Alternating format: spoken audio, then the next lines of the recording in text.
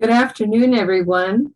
My name is Nayaswami Padma, and I am here to bring you today's quotations from the teachings of Paramhansa Yogananda, as recorded in this case by his direct disciple, Swami Kriyananda, in his autobiography, The Path, which is now called The New Path.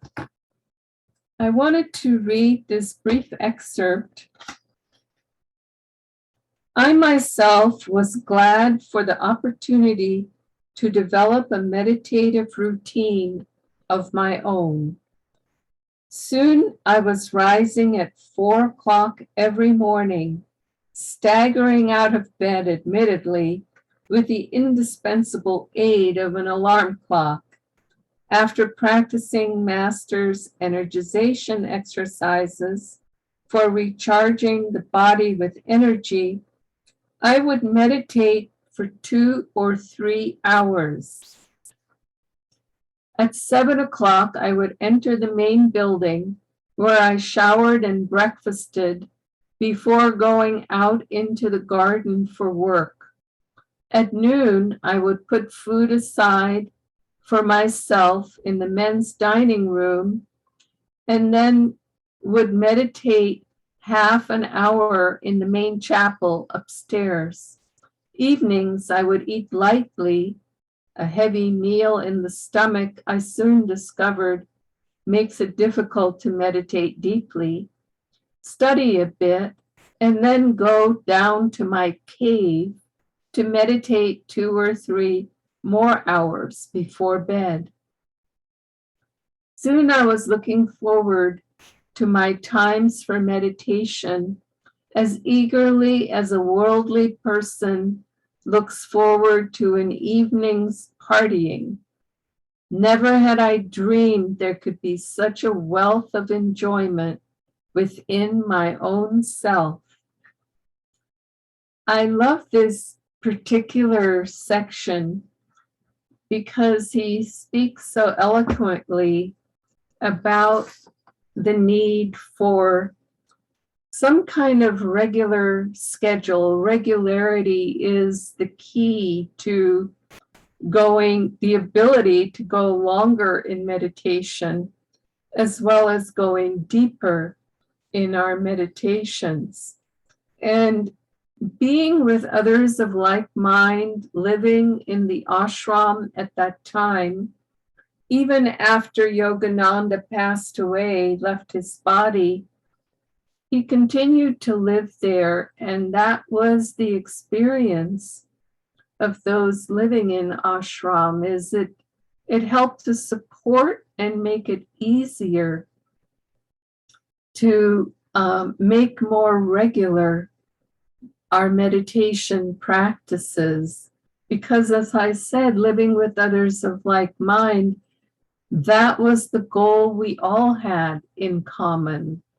And so that's been my experience in 50 plus years now of living in community, which is that support is invaluable. And when I see people coming or connecting in with us, well, the good news is they can connect in with others of like mind on Zoom, on the internet, and then even be at a distance and find that support. That support is essential. And when I meet people who are first trying to meditate and who are doing it on their own, who may or may not have the support of their families in this goal they've set for themselves, and I think, oh my, count our blessings when we can, in fact, choose whether it's to live in community, and if that's not possible, to connect these days in community online with one another, to support one another in this regular practice, but ultimately we have to get to a point where he's describing here in this reading that living in Yogananda's ashram, he was basically meditating 5 or 6 hours a day or more sometimes. Well, you sort of have to, I know I've experimented with this in my seclusions, in the time in which I can put all other things aside and just concentrate on meditation and keeping the mind uplifted. And I found that there would be experiences in the 4th or 5th hour of continuous meditation that I had not experienced in the 1st or 2nd hour of a meditation.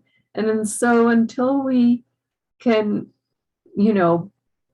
blow that balloon of self-discipline to do the practice longer and deeper, until we can do that, we can't possibly imagine the bliss of those experiences in deeper meditation and longer meditation. And so that is the purpose, ultimately, of establishing and building on that regular practice, because there's as if there's a tipping point that takes place. And after that tipping point, no one needs to coax us, as he was saying in this reading. No one needs to force us into the discipline of meditation. We want to meditate because it's an exquisite experience. Stillness is the voice of God. Be still and know. And the more we can have that experience within, the more we want it, and it will grow in time. That's the point of this particular reading today. Joy to you, and we'll see you again tomorrow. Blessings now. Bye-bye.